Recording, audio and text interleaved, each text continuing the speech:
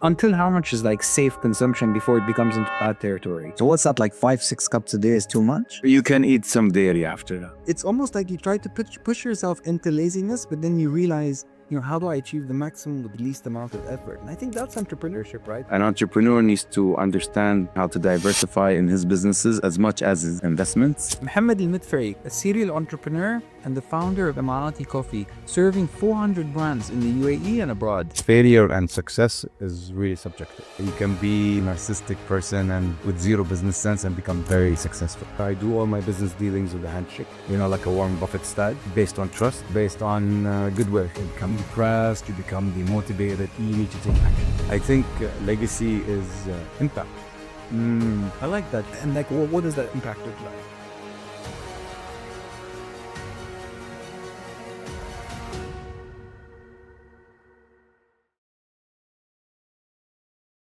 Welcome to the show, Mohammed. I had a friend of mine, he has a doctorate degree in business, and he's a very smart guy. Marati also, he has more than one business, and in every venture, he's pretty successful. He came to me one day and said, Mahmoud, you had a healthy food brand, you took it 6 countries, you sold it, let's do a coffee shop together. When I asked him why he wanted to do this, he said something about community, vibe, but it didn't sound like he wanted to offer something. It sounded like he was doing it for other reasons. That makes me wonder, in the coffee business, do you see this happening a lot? And how many coffee shops have you seen built on image and not really on substance? And why do you think it's so? Actually, very good, I would say, question, because the majority of cafes are really empty and lack substance. And that's why you see a high turnover in the market. Like, what percentage would you say that? I would say 80%. That's a very high percentage. So 20% of the people, look at it like this. How many brands do you see actually grow and survive and thrive and open a lot, multi-branch, and have every branch busy and offer an experience that people look for and people associate with, and people, I would say, invite their friends to go there or say, let's meet up in this place, and became a spot for people? Not very much. So the problem is, I would say, the problem with the fast economy that we are living in right now is people get hung up on buzzwords. So before, for example, there was innovation, and then ergonomics, and then blockchain, and now experience. Exactly. You see, so what would be the next buzzword? You'll have a lot of people championing that buzzword, thinking that if they apply that buzzword in whatever module they have, it would become successful. And that's not the reality. Running a coffee shop is as intricate as running any other kind of business, because you need to be لازم تكون ملم, or you need to be able to entertain multi areas at the same time. And you need to be strong in marketing, you need to be strong in brand identity, you need to be strong in product offering, you need to be strong in service level. You need to be strong in capturing the data and capitalizing on the data. You need to be strong on decor, interior design. You need to be on top of trends and always be adapted to whatever is new and whatever is trending. Because unfortunately, today's world, people are not following brands as much as they're following trends and attention. So you're in a war of attention. Trends and attention. Yeah. So interesting. So if you win in these two areas, you'll be able to survive, but in the same time, what makes the difference, or what takes the business to the next level, is to take that organized chaos, I would call, and make it organized, and then scalability, and that's where people fail. They organize chaos and scalability. To organize that chaos, the breaking point, or I would say the tipping point, would be taking that organized chaos, organizing it correctly, and then scaling. Right. So Mohammed, you've supplied over 400 different coffee shops, 400 brands, I would say. What is the pattern that you see among the ones that make it in the first 6 months?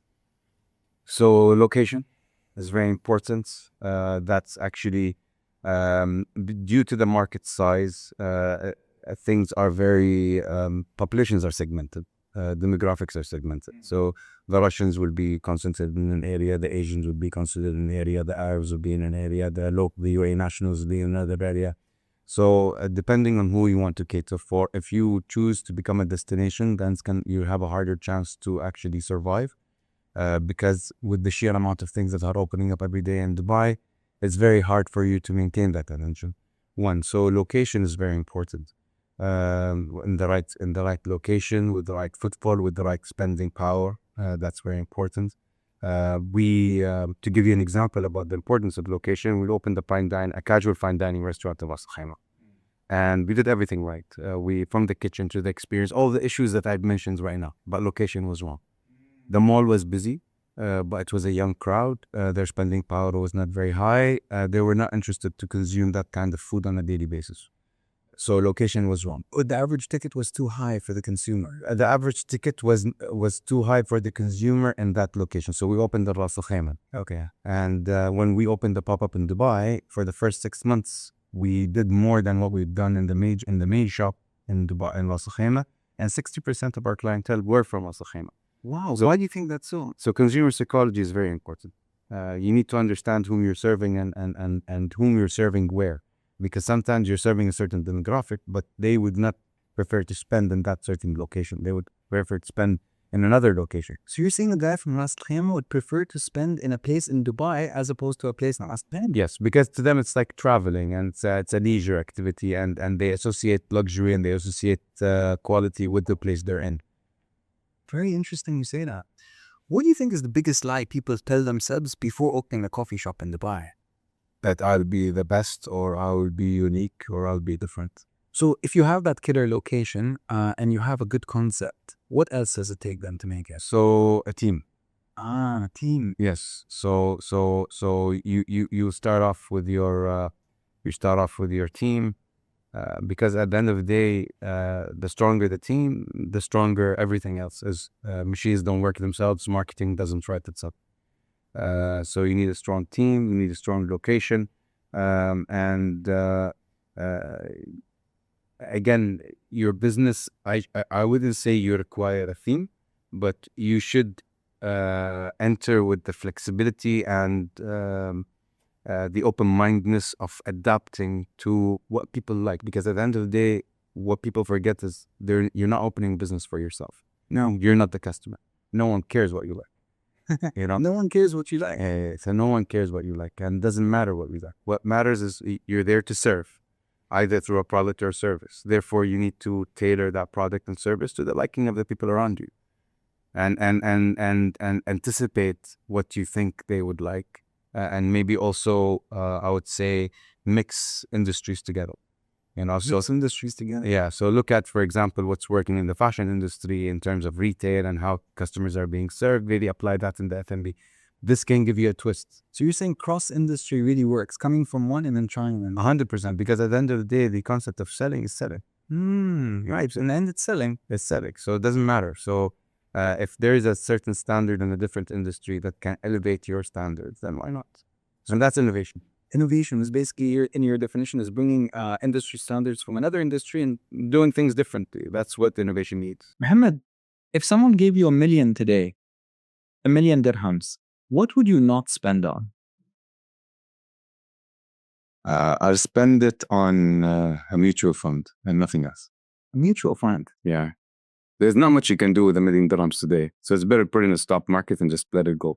You get like what, 20, 25%? Maybe, yeah. Much more, less risk than starting a business. And $1 million worth of real estate today is not that interesting yet.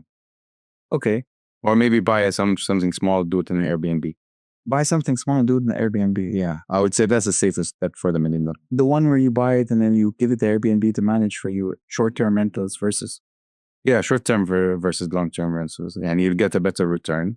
Okay. When the property price will appreciate, and then you'll have a return on the property, paying off the property through the Airbnb or short-term rentals, or putting it in a mutual fund, maybe in the Chinese market, Russian market, Indian market. So which one do you think would do the best?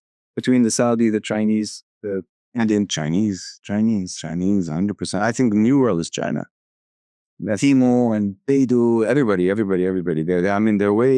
Their market is very developed and very matured, I would say, and the world is dependent on their market. So that's itself is a sign that they're the future. You know what I'm saying? It's like the Americans, they raise tariffs on the Chinese, but not realizing, for example, that all these prices, the tariffs that they've raised are technically that American products going to China are Chinese products, right? Exactly. By the Chinese, the consumers are not really, when you ask people on the ground in China, just when I told you I came back from Shanghai, you asking people on the ground, they're not worried because they can, instead of Nike, they can go to a Chinese brand. You know what I'm saying? Exactly. Which is exactly the same quality, exactly the same style, exactly the same, I would say, because it's made there, anyways. Right. Do you think most founders that open coffee shops, they care more about ego or about like brand identity? We need to categorize most founders that it's very important to say that failure and success is really subjective. You can be the most egotistical, narcissistic person and with zero business sense and become very successful. So to say the person's acumen and the person's temperament and his approach to the brand does help a lot. But at the end of the day, we come from a Muslim nation. We believe in destiny. You know what I'm saying? So everything is written. If it's simple enough to categorize, then every business professor would be a billionaire by now. True. You know what I'm saying? So you can always study and anticipate and apply. But at the end of the day, what it comes down to in any business is persistence and consistency. That's key. But how do you know? Okay, say I agree with you on the consistency, but when do you know it's past the point of no return and something has to change, or it's just doing the same thing over and over? Like I said, keep it simple. I mean, if the company is not profitable, that means the company is failing. Okay. For a company, if you need to inject cash in the company every month, that means the company is failing. If the company cannot pay for itself, the company cannot sustain itself, then it's failing. If the company is not growing, then there's something wrong. So you need to be very logical and practical about your metrics. So is it growing or putting money in that both? Because there are companies like Amazon, for example, they've been growing for 20 years, but being growth, but then needs more cash to grow. So I keep raising again, but Amazon's target is very different. Their KPIs are very different. They're looking after capital markets. They're looking after raising funds to increase, their capital market size. They're not looking they're not an independent company they're not looking to become an independent company. So the target is very different. So theirs is just about growth, basically. 100%. The thing is that with Amazon, my advice to any business entrepreneur who wants to become an entrepreneur, you look at Amazon, you look at these large companies that I would say aspire to be like, as aspirations, but not as a model, because their environment that they're in is very different. Their targets are very different. They already have a business. You know what I'm saying? So then what defines a business? If it's not growth, what is it? Is it profitability then? 100%. What's the word business means? To make money. Exactly. So if the business is not making money, it's not a business. So this company, for example, yeah. So you supply 400 different brands. What is a red flag you see in the ones that fail? An early red flag that probably before the owner knows. If the owner is too above himself in terms of where he is as a brand or as a business, doesn't realize his place as a within the business environment or the community, I would say, opening a small shop thinking he's Starbucks immediately, for example, that's a red sign or red flag saying that, okay, this person might, due to this kind of mentality, will miss out on a lot of important foundational things that they need to do as a business to grow the people, the organization, and so on. So also businesses that are not, they don't have their accounting correctly. That's a big one. Yes. Not understanding your books from the beginning, not understanding your bottom line, not making your payments and commitments on time, spending your income on yourself. A lot of the business owners, a lot of cafe owners, it's more of a lifestyle business.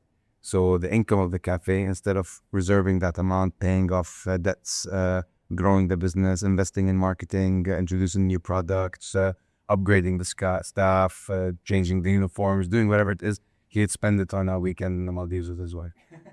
You know what I'm saying? So these are red flags, businesses that You know, the individual is there for the ride and not there for the long term to build it on. How can you tell this when you see someone? He came to you, I want coffee. You do, he has a shop, you have a supply. I mean, you'll see it immediately, the way he talks, the way he carries himself, you know what I'm saying, what he cares about. If he cares about, for example, the type of, there's nothing wrong in caring about the type of people that visit your shop, but what are your real motives? Are you starting a business to actually add value, to make a dent in the industry, to disturb, or are you starting a business because you think it's a successful venture and it will give you financial freedom or it will increment your income? So the intention is very different based on every person, and you'll realize the moment you speak to them. A neuroscientist once told me that stress leaks out of your skin even before it comes to your mind. I feel the same about coffee. I feel that even with coffee, sometimes someone like you can tell how they're doing even before they can in their business. So let me ask you this. What's one truth about coffee nobody knows in this city? One truth about coffee that no one knows in Italy doesn't grow coffee. Italy doesn't grow coffee? Yeah, there's no such thing as Italian coffee. What about all these brands that say we're... Because they started roasting coffee in Italy in mass, as in a commercial mass, and there's a lot of companies in Italy that entered the market with roasted coffee. So they were pioneers in that area where they created the espresso machine as well. So the 61 group head was created in Italy, and the espresso machine was created in Italy. So they pioneered, I would say, the mass cafe culture. But Italy is not it's a consuming country like the UAE, like Saudi Arabia, like London, like any other country. That's one. And the first cafe was in Mecca. In Saudi? Yes, that's the first cafe ever on earth, like in history of a place where people gather to drink coffee. I never... Like a modern coffee shop. That's Mecca. I was reading the story, and I think, I forgot, what was the name? There's a book by the guy who did Starbucks. I forgot, it starts with O. He wrote a book about coffee and how he decided to launch the brand. He was based... I have that book, but I never got it. A friend of mine gave it to me, I never read it. I know the story somehow goes that he saw in Italy a culture where people would sit down, and Starbucks themselves had a brand, but they were doing wholesale. Yeah. And he was trying to convince the owners that they should actually get into retail, which is, do a show. Yeah. And he kind of saw that happening in Italy, and he wanted to import that culture to the US. Yes. So you were saying that that's not necessarily the way it happened. No, so I would say the Italians had it part of their way of life, but they had the coffee machine and so on. But what Starbucks did is they commercialized the idea of a coffee shop. So they created the third place. The third place? Yeah, they created third place. So Starbucks is we get to thank Starbucks, I would say, in modern times to create this chain of cafes that a coffee shop can become its own chain, like a fast food chain or restaurant chain. So so the thing that so the truth that is basically that it's basically started in Saudi, not really in... I mean, coffee shops, like as a cafe, yes, the first cafe was in Saudi, and then you only had it until the 1600s or 1400s where the Europeans discovered coffee. So it's not long. They didn't even have it as a commodity. No, they didn't have it as a commodity. The reason they discovered coffee is because when the Ottomans lost in Vienna, when they retreated, they left their things behind. Part of what they left behind was coffee sacks. Wow. And the Venetians at that time, or not the Venetians, the people from Vienna, they thought that it's dung. And it looks like it. Rock looks like. So they that's how they first discovered coffee, and then it was illegal for a while in the Middle East and also Europe. Illegal? It was illegal. Coffee was illegal because it was monks were using it to stay up and to the stimulus. Let me get a sip of coffee once a year. So there was a prohibition for hundreds of years on coffee in both the Middle East and in Europe because it's a stimulating drink. So they didn't understand what it is, so they associate it to be part of the devil game. Is there something wrong with the drink? No. Am I having... No, you're fine. So then it became legal, and people started consuming it. And the brand Blue Bottle from the US, it's actually named after the first cafe ever in Vienna, called Blue Bottle as well. Blue Bottle. Yeah. Oh. That's where they got their name. It's from the first cafe ever in Vienna, which was called Blue Bottle as well. Very interesting. A founder once told me, every business is born out of a trauma or a deep sense of purpose. You studied in the UK. US. And UK. Yeah. But then you opened the brand called Emirati Coffee. It was going to be called Lishla. Lishla. Yes. For people that don't understand. Why not? Yeah. No, why not? Exactly. You can answer everything with Lishla. And to tell you the truth, I can't really recall how we ended up with the name Emirati Coffee. It just happened. I can come up with a very nice story and all of that. And I tell my team and everybody that interviews us and that we're Emirati Coffee. The brand is called Emirati Coffee because we share the same ambition and aspiration that the country shares. But we're not a traditional brand in the sense of, being, the branding is very associated with the heritage of the UAE. We're a modern local brand with an international, presence and aspirations. Very, very much like the name we're named back to. So why not Lishla? Why Emirati Coffee? What was but did you not find it or? No, not really. I mean, I like the name Lishla. I like the name. Makes you out. Yeah, like it's a question. Why not? Why not? But I think because we needed a name as well that would represent what we're trying to do, which is bring value to the industry as a whole. We've been able to grow our network internationally with a lot of producing countries and forge a lot of alliances and partnerships with producers and traders around the world, and leverage in terms of hedging for green bean and so on. Hedging for? A green bean, buying green bean with the markets right now. You see all the markets going crazy on green bean and so on. So we're able to. I'm not so sure what green bean is. Forgive my ignorance. So that's the raw material, the commodity that we buy to produce roasted coffee that you consume in the cafe. And where do you usually get this from? So we import from all producing countries, and we have access to any producing country, from the closest to be Yemen and Saudi Arabia to East Africa, West Africa, to I would say Asia and South America and Central America. The coffee belt, basically, where all coffee grows. And we buy through a lot of trading houses. We created a lot of strong relationship with them where we can finance, our buyings and so on. Therefore, we can provide a high quality product and also manage our margins, I would say. You called your brand Emirati Coffee when you started. Has the word Emirati changed from when you started to now, and how has it changed? I would say it has more meaning now than when it started. When it started, it was an open slate. It was, okay, let's see where we can take this, how we can build this. When we started, it was very tunnel visioned. We were focusing on, okay, we knew we need to focus on one thing, and then, start growing into other areas. So now it's more, I would say, turning into, we're trying to turn it more into an industrial complex on its own, I'd say, more than just having it a single entity with a single focus. Great. Mohammed, your grandfather was a big coffee merchant, and then your father worked in the government, Yes. and now you're into coffee. Yes. Do you feel like it was a continuation or a rebellion on your part?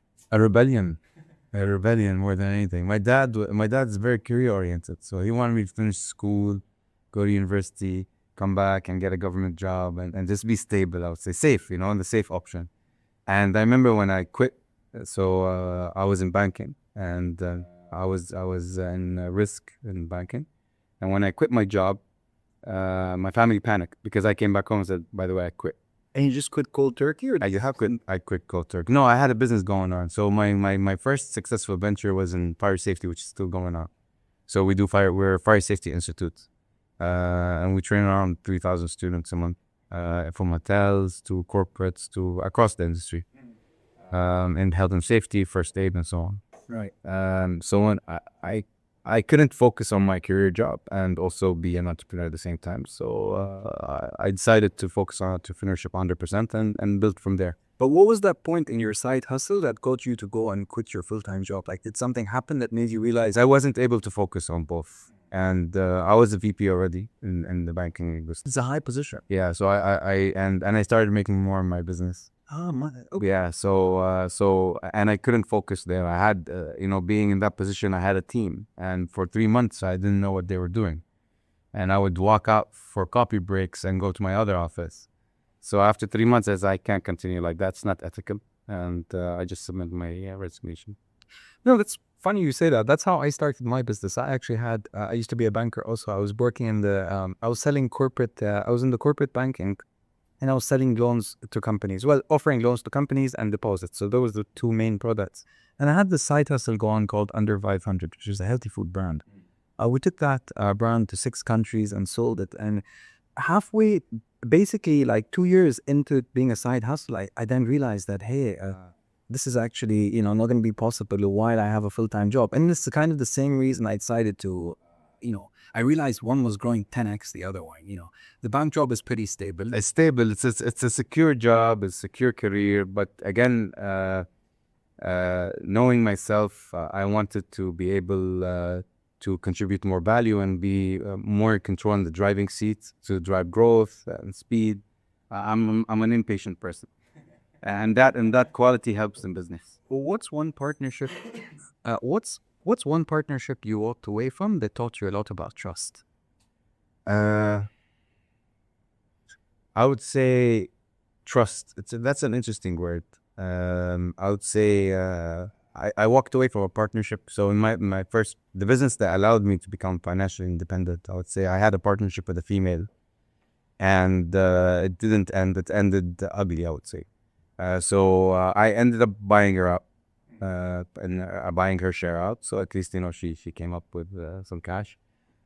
She came up with something. So I bought her share out. Yeah. So we ended up going to court and then settling outside at court. I was the one who was I took her to court actually. Okay. Yeah, and it wasn't trust. The reason why our relationship or the breakup happened, because one thing people need to realize, that a partnership is a marriage. So it has nothing to do about trust. It has everything to do about transparency and compatibility. So trust is not a factor to be played. Once you have, you live in a country that has clear laws. Once you have everything, I would say, drawn out in a very clear way, communicated in a very clear way, clear directions, clear KPIs, clear position within the company, what this person is in charge of, what this person is not in charge of. So, for example, in Emirati Coffee, I have 2 other partners, right, Abdullah and Ahmed. And we've been now in the business for the last 8 years, coming on the 9th year now. So next year, we are, in 2027, May, we will be with our 10-year anniversary, which is right across the corner. And Mabruk in advance. 10 years is a big stretch. 20 years. Yeah. So Salama, the fire safety, will be 10 years this year in August. Sure. Having a business that continued for a decade is actually, it's a big achievement. Yeah. And time flew. I don't feel it, honestly. So these guys, going back to what I was saying, we started the business. What I've taken from my first business is, okay, one captain, one ship, one chef, one kitchen. You trust me to do my job, then you guys are not involved. So it's more about delegating and then each one having separate responsibilities. Yes. So now going back to the partnership, what happened there? So it wasn't an issue of trust. She was great with customers. She was fast. She was energetic. She was trustworthy. She was hardworking in terms of business development.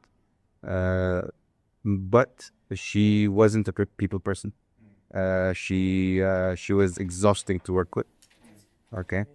And she was exhausting to work with. And when did I realize that this relationship needed to end? Is I was in the office one time and I heard like my team they're laughing and they're talking, they're chatting, and it's a very normal day in the office, and they're enjoying their time, and they feel safe and at home. You have that feeling, that energy, right? You have to. They hear her heels coming down the corridor, and then the office goes quiet. So that's one of the realizations that I had. I said, you know what? She's not right for the team, because their energy suddenly went down. I saw somewhere you once said that energy is more important than skill. Why do you think so many founders do not prioritize that? Energy or skill, I mean? Energy over skill, or values over skill. Why do you think many people focus on skill more than they focus on values or energy? Because what they think is that skill will get the job done. But you can always outsource skill. But you can never outsource. You say learn the skill also, right? Exactly. And always learn the skill. YouTube, it's like a exactly up to date also. Exactly. So you can always learn a skill, but you can never learn the energy. You can never learn. So even walking in and everyone keeping quiet got you to realize that that's bad energy. That's very bad energy. And overall productivity is probably impacted, right? 100%. If you want some spice in the story, Yes, the hair that broke the camel's back, right?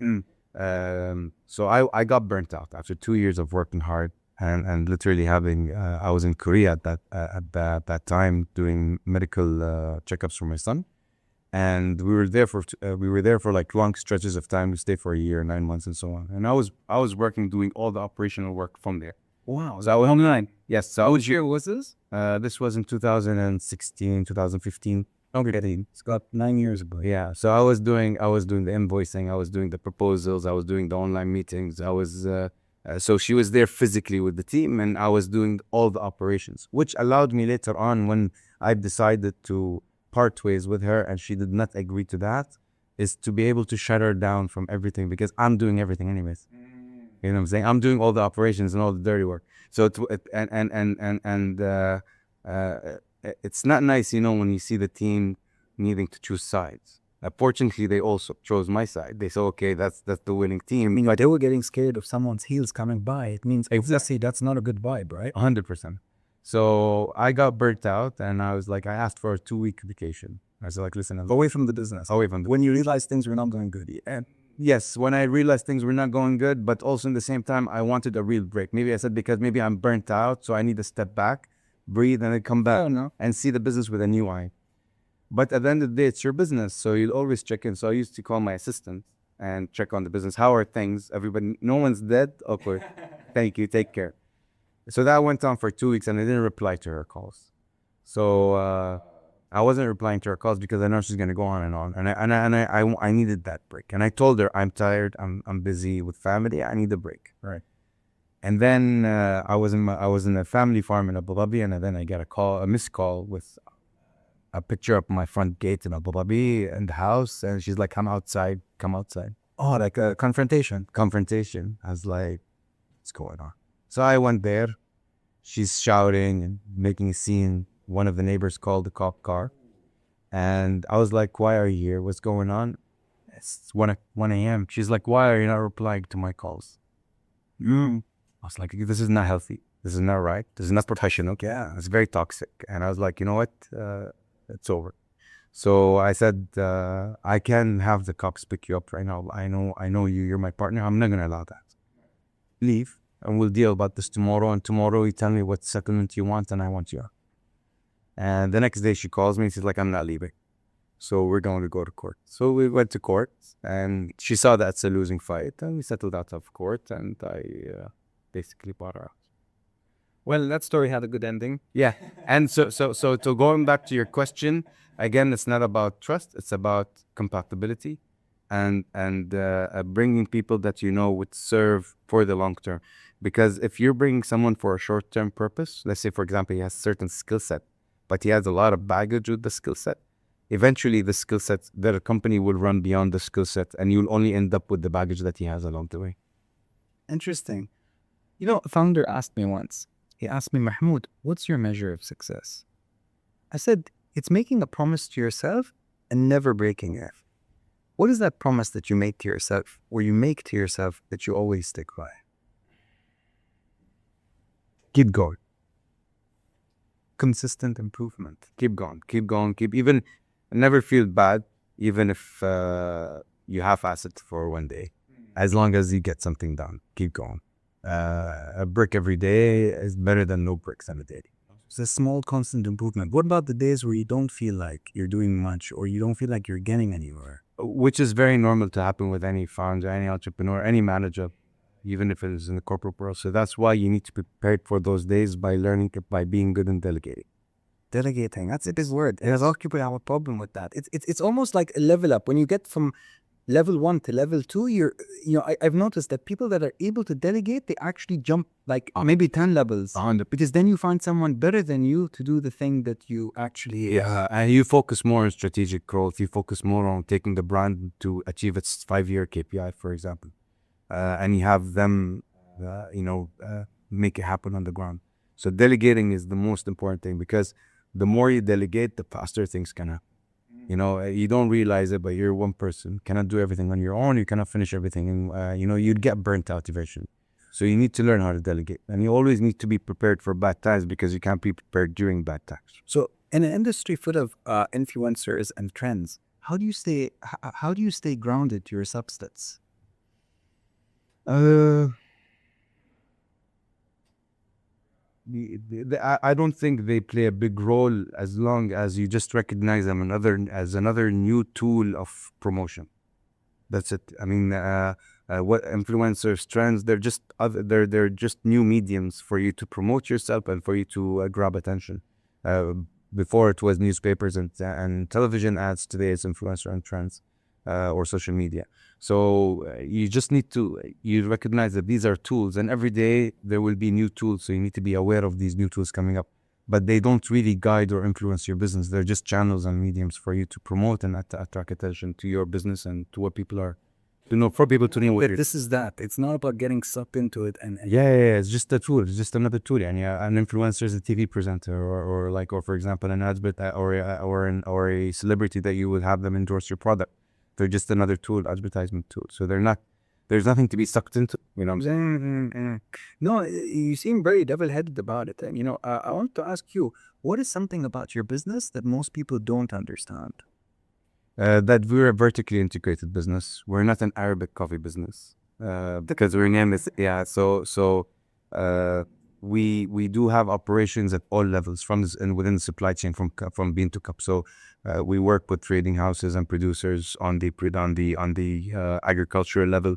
We're looking right now to expand in verticals and producing, for example, byproducts of coffee like fabric. Doing paper cups as well to be able to have a vertical. For someone that has no idea about your business, how would you explain it in a nutshell, like the whole thing, and which part you are, and then how can it? So we are the McDonald's we're the chicken farm to your McDonald's. I always repeat that. Yeah, so we're the chicken farm, and you as a brand owner, as a cafe owner, you're McDonald's. We provide you with the chicken for your McDonald's. Okay, say I have a coffee shop, for example, in Dubai and Jumeirah Beach Road. Yes. You would be supplying coffee to me? Yes, we'll be supplying coffee to you, and soon enough we'll have starting operations where we can supply you with the paper cups, we can supply you with other merchandise that go along with the coffee as well. So I just do the branding and the setup and the dine-in basically for people to come get it fast. Yeah, if you have a steakhouse, you'll have a meat supplier, right? So So you actually own the coffee beans and the whole farm setup? No. Okay. So we buy from the producers that buy from the farms. Okay. We don't own the farm itself because within any supply chain, the first step of supply chain is always the hardest and the least margin and not profitable, I would say, and has a higher risk.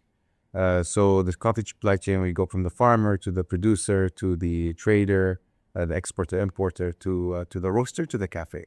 So we are in the cafe and the roastery points, and also working with closely with the traders as well for the Greek coffee and so on. Interesting. I once heard about the story about IKEA. IKEA, it's not listed. He basically owns everything. And I've heard that the biggest asset he owns, he's basically gone backwards all the way, and he owns like 1% of the world's forests. You're saying that's the least profitable part, which is actually the first person. Yeah, I don't think he owns 1% of the forest. In reality, I think he consumes like 1% of the real forest, because at the end of the day, Graf doesn't own the diamond mine, but they're Graf. No one knows diamond, right? Or De Beers. Doesn't the Brown? Yeah, they don't own the diamond. They created actually that demand, right? Yeah, so they don't own, they have a reservoir or a reservoir of diamonds, or they have a deposit of diamonds, but they don't own the mine. You know what I'm saying? Yeah, the miner is the poorest person in the chain.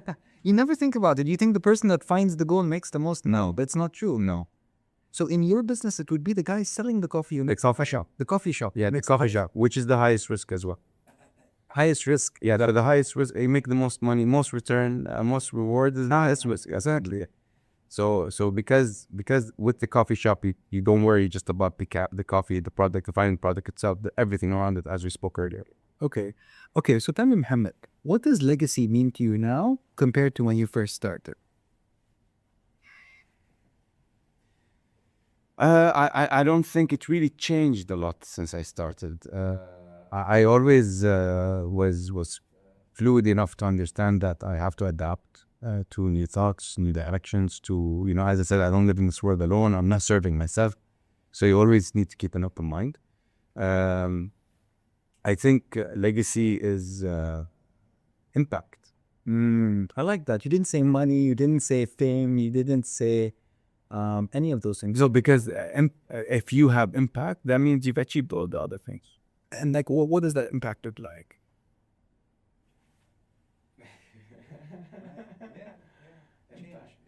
Like legacy is that, Tom Ford looking at the butcher shop and applying the butcher shop to the car factory and creating the assembly line.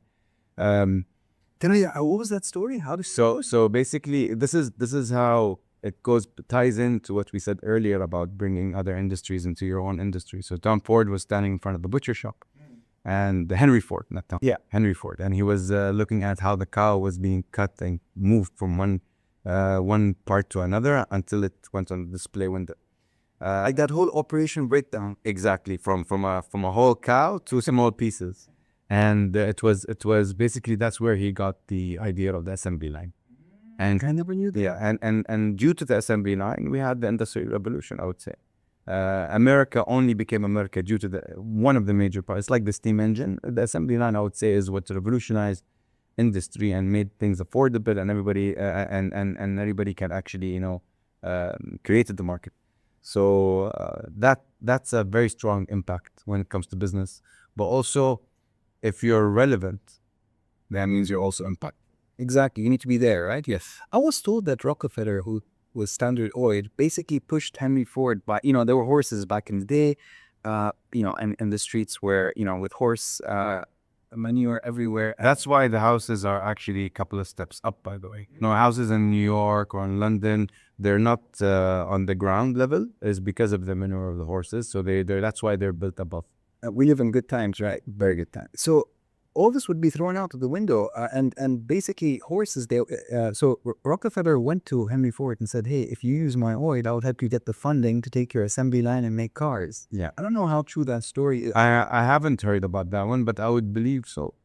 I mean, because at the end of the day, he has a product that people need to use, and not everybody owns a car when his product to be used, and that's the most. Cars are what are the gas guzzlers these days. Exactly. I'm guessing you don't drive the Tesla, right? You're more into. No, I'm more a petrol head. I cannot drive in a car that I can maybe mistakenly crash into someone while being distracted by my phone because they didn't hear me and I didn't hear them. I mean, who's to blame, man, right? Run. It's like there's something wrong. Like a bump. Oh, what happened there? Okay. Look, now we're going to jump into the rapid fire round. You can answer in one word or one line. What's a belief you had early on in your journey that you thought was true and now you realize it's no longer true? I would say trust. You mentioned trust. I would say that's actually something that I come to realize every day, that transparency is more important than trust. Transparency is more important than trust. Because I used to have this mentality where I do all my business dealings with a handshake. Like a Warren Buffett style. Yeah. Based on trust, based on affinity, based on thinking that person is competent, or based on goodwill. You usually project yourself onto others thinking, Yeah. okay, they must be like me. Yeah, they're the goodwill. And I think that's where that changed, where I think that goodwill, that trust can still be there, but it's much better to have a simple communicated direction that both parties agree on, and very hard for them to disagree on. Tell me something, Mohamed. When was the last time you thought about quitting? Every day. Every day. It's so true. Yeah, every day. I mean, it's not easy, but it's rewarding. That's why, we mentioned earlier, is I always tell myself, keep going. Okay. What do you think your younger self would be most proud of today? If you were to look back like 20 years, when you were at that time in the He'll be very disappointed. Disappointed? If you can't say that. You've achieved so much. Yeah, but he'll be disappointed. He say you could have achieved more. I think you're a bit too hard on yourself. I mean, you wouldn't be able to stay competitive if you're not hard on yourself, one. And you need to realize your own potential as well. And if it makes you feel bad and then you don't really do anything about it, that's when I think it turns into mental illness as well. You become depressed, you become, sluggish, you become demotivated. So a little bit of that is important, but you need to take action. And that's when, I've once heard, I think Steve Jobs is the one who said, if you're angry about something, that means you didn't do something. You missed something. You didn't do something. You're angry about being late. You're angry about missing a meeting, but the reality is you're angry because you didn't wake up early or you didn't get there on time. So that means you've done something wrong. So if you're Something you can control, basically. everything you can control. The things you can't control, you don't really get angry about. Exactly. And this is where it makes the difference in business leadership, is that if you're not in control and then have a system to become in control, where that system can be in delegation, that system can be in understanding your body and when you wake up, when you sleep, and arranging your meetings around that, and system around, when are you the most alert, making your team understand when are you at your optimal, so for them to speak to you, for them to organize things for you to have, your morning huddles, your weekly huddles, all of these things. Building that infrastructure around you would, allow you to move more smoothly. And you've spent so many years in business. What is a habit that you have that you're still trying to unlearn? Laziness. I think it speaks to everybody, that one. Yeah, laziness. And that's the core of all evil. And a core I mentioned, and so it's the core. I once met a very successful person. They said, I'm the hardest working lazy person you would meet. I would agree. We're all like that. Yeah, it's almost like you try to push yourself into laziness, but then you realize, how do I achieve the maximum with the least amount of effort? And I think that's entrepreneurship, right? Like, It is. I want to add one point where when I say laziness, because you know what needs to get done, but you're too lazy to get it done. It will get done eventually, but it could have been done a long time ago, and that would have, instead of advancing 10 steps in 10 months, you could have advanced 10 steps in 1 month. exactly. You could have done something to advance further and you didn't. Then that speaks to I should have done more. I should have, and exactly what you mean, But with all of this hard work, when was the last time you felt at peace? And the empty quarter in Saudi Arabia where there was no network. No more network. No network. We were in the middle. We were literally, the closest civilization was 300 kilometers on either way. It's Isba, so it's a camel farm that we have, and we have our camels there. And is this like a routine to get away from like the busy city? but not really. But I'm thinking about making it a routine. It was not me with you. I'm stuck. It was nice because you have no choice. Your phones don't work. There's only one satellite phone that is with the camel herder. You know what I'm saying? So it's like Yeah, I have kids, Mohammed. I was trying to tell them the other day, like, go out and play. And then I got frustrated and I said, imagine there was no internet. And they couldn't even imagine it. yeah, but we lived and survived in a world no internet, and trust me, we used to go out and reach everywhere and find every place and know how to call every number, and I remember a time in my life where I would feel bored. Today, it's like no. Boredom is a luxury, I would say. boredom is luxury. And when I feel bored, I say alhamdulillah.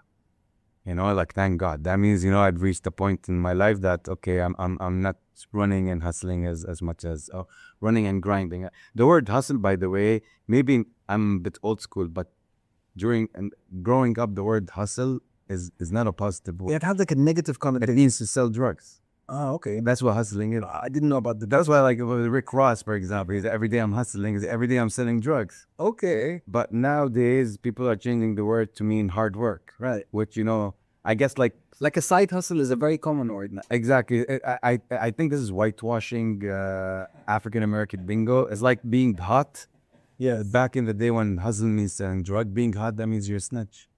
Really? Yeah, and now it's like being cool, right? Yeah. So that's why Lil Wayne, for example, changed his group name from Hot Boys to Ghetto Boys or something like that. But they used to be called Lil Wayne. His group used to be called Hot Boys, and which means like snitching. So they changed their name. What's a misconception people have about you that you don't wish to correct? That's hard. I don't know. I would love to know what people are thinking, but I would really sometimes love to know what people are thinking, what they're really thinking. It will help a lot in life. If everything you had ended tomorrow, the roastery, the brand, what would you do? What would be the next thing? If everything ends, I mean, if everything ends besides also besides coffee, Like the whole roastery, so Emirati Coffee. Emirati Coffee. I have other businesses to focus on. Okay, that's another thing I would say. If you're asking for advice, never put all your eggs in one basket. Never put all your eggs on. That's yeah. Yeah, you always need to be diversified. Even as an entrepreneur, your ventures need to be diversified, because, like I would say, the best example is the Corona time. So during Corona, some of my businesses shut down completely, and because the services are you're unable to deliver the services or products that you've been delivering before Corona. So the other businesses that we have supported, the staff and the other companies' overheads that must be paid, and allowed them to survive the pandemic and come out. But if, let's say, all my eggs were in one basket, then Would be a tough that's time. a tough time. So always diversifying. Not only so an entrepreneur needs to understand or needs to learn how to diversify in his businesses as much as in his investments. They work the same way, because running a business is running business. Whether you're running a chicken farm, a coffee roastery, or a jewelry store, they all have the same foundation. Mohammed, I have a coffee at least once a day, and I'm paying like 32 dirhams. I go to this. I don't want to say You're overpaying. overpaying. You're overpaying. Why? What goes into that 32 dirhams? And I represent a lot of people. I know a lot of conference. When we meet, we have coffee. Yeah, copy paste of price model. I would say that no one really knows how much. Rarely cafes. Earlier we spoke about being aware of your financials is very important. Rarely cafe owners know how much is the actual cost of their cup. Some of them would do. A lot of them would do now, I would say. But a lot of the local owners don't really know. And I would estimate, no matter where you are, the maximum amount of your cup would be 4 dirhams. That's housing cost. I'm adding a huge, Not including rent and that's with rent and everything. and staff. Yeah. So if you add rent and staff above the cost of goods, Maybe 12 dirhams. Put that at 12. Put it at 10. Maybe less than that. I'm done very premium. why are they not all making honey then? It's not about making a margin on it's the quantity that they sell. It's not much. I mean, there's so much of supply to the demand that a lot of these suppliers don't get the attention. That makes a lot of sense. You have more cafes than what the market actually can absorb. That's why I have a lot of empty cafes and a lot of full cafes. And what makes a cafe full or empty? You said location. Anything? Location, trend, type of clientele. It's very important. If you could change one regulation in Dubai to do with coffee, what would it be? One regulation to do with coffee. That's interesting. That would really impact one regulation. See, by the way, I'm the general secretary of the business coffee group in Dubai Chambers. So part of our mandate is to advise the government on that. So me answering this question today, I definitely have that, answer, put forth. It's very difficult, honestly, to say, because coffee has become it's a business, right? And when you're doing regulation, you need to think of the whole. And not all businesses are alike. Like you cannot compare someone that is in renting in a residential area shop versus someone who's renting, let's say, in Dubai Mall. His overheads are very different. So that regulation, it's should do justice for both parties. And so it's very difficult because the first thing that came to my mind is to set prices. You cannot sell coffee above a certain price, but that becomes unfair as well. You know what I'm saying? Then from the days back, you said in Saudi where there was The first shop was in Saudi, you said, right? And then you said it became banned in some parts. What do you mean? Oh yeah, in Saudi Arabia. No, in the Middle East, it was banned. So coffee was banned in the Middle East and Europe by the church and by the religious. They saw it like a drug. They saw it as a drug because it's a stimulant. But do you think it's that big of an impact? Like At that time, yes, because at that time they have the alcohol was obviously prohibited. So there was another drink that people would use to stay awake. So they didn't understand. But that was only a couple of 100 years. It's a lot of years. But I would say we didn't see an impact or any kind of impact on modern lifestyle or uses of coffee now. And this was ancient times out. And is coffee good for you or bad for you from a health point of view? It's good. Is it? Yeah, I don't think because I read so many peer-to-peer reviews, a lot of scientific studies with and against, but it's not bad. Like how much is like safe consumption before it becomes into bad territory? Once you start feeling a nicotine rush, you're jittering. And so jitter, that means you're having an overconsumption of caffeine. So what's that, like 5-6 cups a day is too much?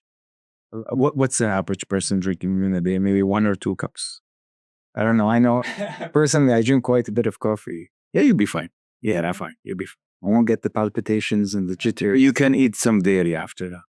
Like after consuming your coffee, eat some dairy, you'll be fine. Or mix some dairy with it. So it's not bad. Like there's no, you can't compare it to the other stuff that's banned. No. I mean, you don't think it should be banned at all? No, definitely not. Exactly. I mean, it's the second most traded commodity in the world. The second most? Yes, after oil, is coffee. Really? Yes. The richest people then are coffee people? No. The supply chain is so big. It's because of the size. Yes. Okay. The sheer size of the supply chain. You have a couple of companies in control that are very large as well. And some of them are not publicly listed. So, there's a lot of people probably watching this at some point thought about opening a coffee shop. What's your final advice for them? Wait. Don't open a coffee shop right now. Prices are very high. Rent is very high. Wait until property prices go down and you see a location where you enjoy, you go, you can see a lot of footfall. You can see yourself being able to attract the same clientele to your concept, and then come to Emirati Coffee and we'll support you from A to Z. Amazing. We'll support them from A to Z. Yeah, so we do a lot of consulting for businesses. So if you have a business idea, we'll help you out. We can develop the branding for you. We develop your packaging for you. We support with the staff training, with the staffing. So all you need to do is basically hire a interior designer to do your shop for you, and then we've consulted the bar, the staffing, the training, the beans itself, the packaging if you want to have a private label. So if I want to open a coffee shop tomorrow, all I need is a location and someone to do my design. And your interior designer, yeah. That's it. And you can help me with everything else. Yes. Interesting. And for someone that wants to find you, Mohamed? They can visit our Instagram. They can... what is that Instagram? EmiratiCoffee.ae. We used to be only Emirati Coffee, but we got hacked. So now, if you look at the Emirati Coffee, it's there with 99 followers, I think, or something like that. And it says, I like my coffee dark. I like my coffee dark. Yeah, that's what it says. We're trying to communicate, please give us our account back, but then I reply. Oh, well, Mohamed, I realized that most of the people, I've seen different stats, but for me, because I don't usually tell them to, so I don't usually find it, but 95% of the people that watch my videos, or probably this video, will not be pressing the subscribe button. No, they have to. They have to? Man, please subscribe. Please subscribe. I hope we entertain them enough. I hope we do. You shared a lot of valuable knowledge. I know a lot of friends personally that always say, let's do a coffee shop, like the story of my friend earlier. So I hope this gets to him and others. And I don't think it's the time now. Let them wait. Let them see how the market, calms down from the corona rush with all the expat influx, and with then all these new concepts opening and with the developments happening. I think it will be a rough time for the next 2-3 years. 2-3 years. For a lot of coffee shops. And then go for it. Yeah, we see a lot of coffee shops going up and down, and it's an interesting time for businesses to exist right now. 80% of coffee shops fail, you said. A lot of outside Dubai fail. A lot of coffee shops around the UAE that our clients we see closing. We see a lot of clients opening. So there is a lot of opening. There's a lot of closing. And that's happening all around the world, not only here in UAE. Thank you, Mohammed. You're welcome so much for sharing your knowledge. The businesses we built are often reflections of the inner conversations we haven't finished yet. Mohammed's story isn't just about coffee, it's about silence, control, loyalty, and precision. And what happens when you decide to build something meaningful, even if no one understands it at first? If this conversation stirred something in you, maybe it's time to rethink that coffee idea, or at least with your next cup of coffee a little longer before you serve anyone else.